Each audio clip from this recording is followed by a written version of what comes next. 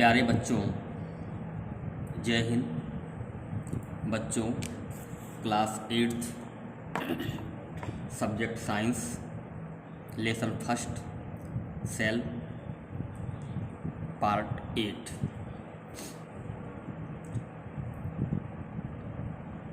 कोक्सन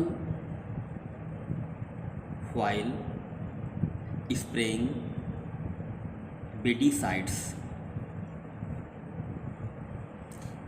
कीटनाशक दवाइयों का छिड़काव करते समय हमें कौशल सावधान रहना चाहिए। जब किसान लोग अपने खेतों में कीटनाशक दवाइयों का छिड़काव करते हैं तो उन्हें सावधान रहना चाहिए।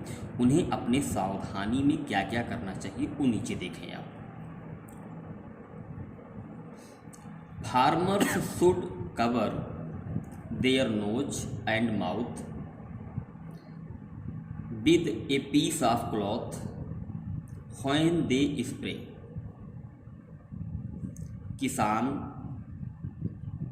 किसानों को अपनी नाक और मुंह को ठीक से कपड़े के टुकड़े से ढकना चाहिए। when they spray, जब ये कीटनाशक दवाइयों का छिड़काव करते हैं, समझ गए ना। They should never spray with an empty stomach। उन्हें किसानों को खाली पेट छिड़काव कभी नहीं करना चाहिए, ठीक। They should use gloves and face mask while spraying. उन्हें किसानों को छिड़काव करते समय हाथ में ग्लव्स और मास्क का प्रयोग करना चाहिए। They should use these chemical very harmful.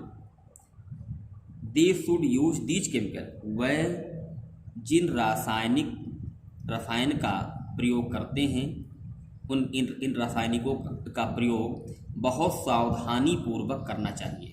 उन्हें इन रसायनों का प्रयोग बहुत सावधानी पूर्वक करना चाहिए। अब बच्चों, ये यहाँ पर फिर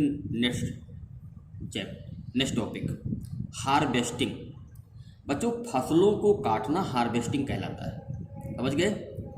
खेतों में जब किसान गेहूं को, चना को आदि बो देता है, जब वो पक जाती हैं तो उन फसलों को काटना, चाहे स्वयं काटे या मशीन से काटें, कैसे भी काटे, उसे बच्चों हार्वेस्टिंग कहते हैं। देखें, the component of life cycle from the time of sowing to maturation of grains various from crop to crop. The completion of life cycle. बच्चों, कंप्लेक्शन में समापन से समाप्त होना। लाइफ साइकिल में जीवन चक्र, जब फसलों का जीवन चक्र समाप्त हो जाता है, अर्थात जब फसलें पक जाती हैं। फ्रॉम द टाइम सोइंग, बीज बोने के बाद एक ऐसा भी समय आता है जब फसलों का जीवन चक्र समाप्त हो जाता है, ठीक। टू मैच्योरेशन ऑफ ग्रेन, जो दाने होते हैं वो मेच्योर हो जाते हैं, अर्थात वो काटने लायक हो जाते हैं। फ्रॉम क्रॉप टू क्रॉप, फसल दर फसल ऐसा होता रहता है। अर्थात फसलों को बोने के बाद जब फसलें पक जाती हैं, उनका लाइफ साइकिल में जीवन चक्र समाप्त हो जाता है, तो फसलों को काटने का नंबर आ जाता है, टाइम आ जाता है। Sugar cane crop mature cover 2-3 year. Sugar cane, गन्ने की फसल 2 या 3 साल में मेच्योर होती है, अर्थात समाप्त होती है। While wheat grows during November to April, जबकि गेहूं की फसल नवंबर से अप्रैल के बीच में पक जाती है, ठीक, समाप्त हो जाती है। अर्थात नवंबर में बोया जाता है और अप्रैल के लास्ट में काट लिया जाता है, समझ गए। आगे देखें, the removal or cutting crop, फसलों को काटना या हटाना। आफ्टर इट मैच्योर, अर्थात जब फसलें पक जाती हैं उसके बाद फसलों को काटना या हटाना, इसी को ही बच्चों हार्वेस्टिंग कहा जाता है। समझ गए? आगे देखो, इन हार्वेस्टिंग कटाई, crop are pulled out or cut close to the ground.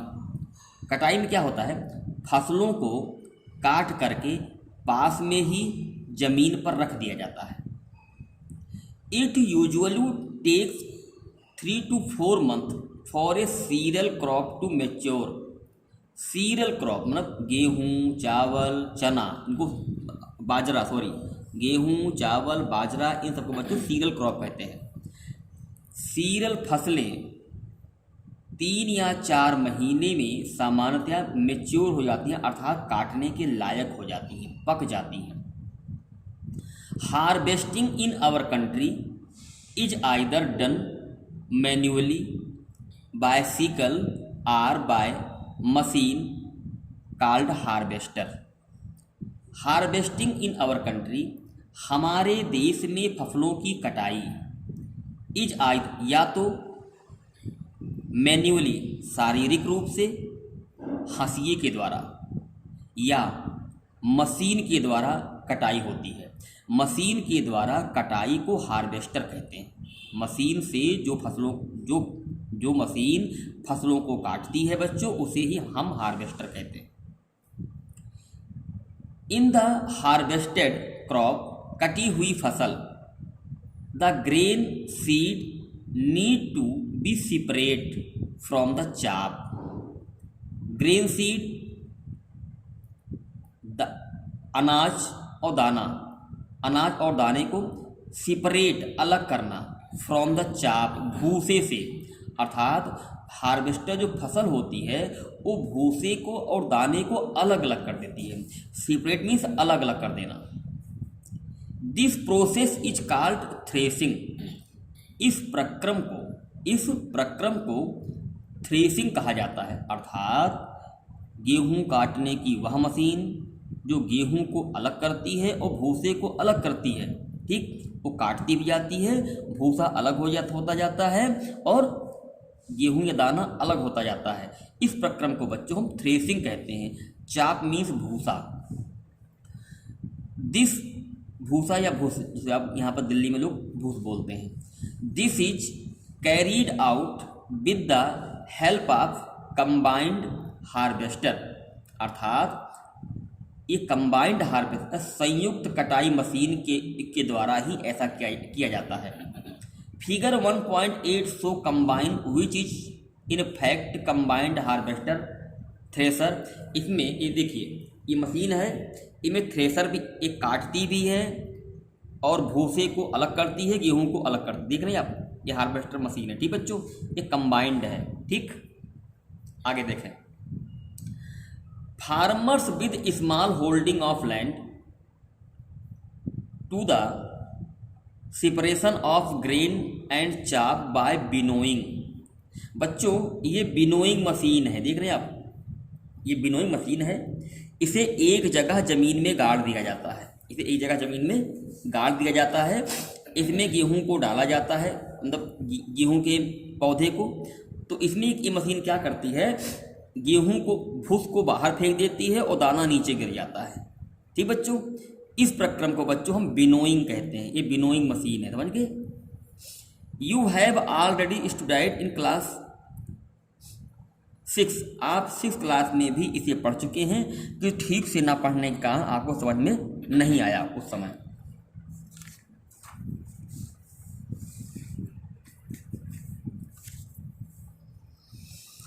After harvesting sometimes stem pieces left in the field. After harvesting, कटाई के दौरान, समटाइम्स, कभी कभी उनके टुकड़ों को फील्ड में ही छोड़ दिया जाता है। अर्थात जब गेहूं की कटाई होती है तो कुछ उनके भाग जो है वहीं पर छूट जाते, खेत में ही। Which are burned by the farmer, जो किसानों द्वारा जला दिया जाता है। पहेली इज वरीड, पहेली चिंतित है, अबाउट द बर्निंग स्टूप्स, मतलब टुकड़े, जो खेत में टुकड़े गेहूं के छूट जाते हैं उनको जला दिया जाता है, तो पहेली उससे चिंतित है। सी नोज दैट, वह जानना चाहती है कि इट काजेज पोल्यूशन, यह प्रदूषण का कारण होता है।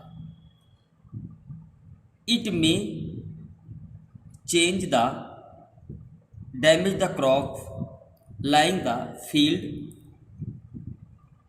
Throw out fire. It change is damage the crop, ये फसलों को नुकसान पहुंचाता है। लेइंग द फील्ड, जो खेत में जो पड़ा रह जाता है वो फसलों को नुकसान पहुंचाता है, और इससे आग लगने का भी डर रहता है और पोल्यूशन होता है। ठीक बच्चों, जय हिंद।